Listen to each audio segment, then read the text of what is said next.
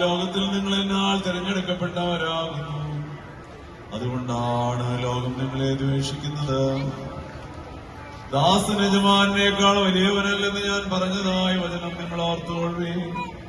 അവർ എന്നെ പീഡിപ്പിച്ചെങ്കിൽ നിങ്ങളെയും പീഡിപ്പിക്കും. അവർ എന്റെ വചനം ആചരിച്ചെങ്കിൽ നിങ്ങളേതും ആചരിക്കും. എന്നാൽ എന്നെ അയച്ചവനെ അറിയായിക്കൊണ്ട് എന്റെ നാമനിമിത്തം ഇതെല്ലാം അവർ നിങ്ങളിൽ പ്രവർത്തിക്കും.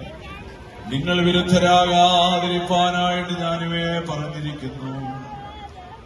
അവർ നിങ്ങളെ സംഘത്തിൽ നിന്ന് തള്ളിക്കളയുകയും ഓരോരുത്തരും നിങ്ങളെ കൊല്ലുന്നത് ദൈവത്തിന് വഴിപാടർപ്പിക്കുകയാകുന്നുവെന്ന് വിചാരിക്കുകയും ചെയ്യുന്നതായ ഒരു ഘട്ടവും വരും. അവർ എന്റെ പിതാവിനെ ആകട്ടെ എന്നെ ആകട്ടെ അറിഞ്ഞിട്ടില്ലാത്തതുകൊണ്ട് ഇങ്ങനെ പ്രവർത്തിക്കുകയും ചെയ്യുമെന്നും നമ്മുടെ കർത്താവ് താൻ കൽപ്പിച്ചരുളി ചെയ്തു.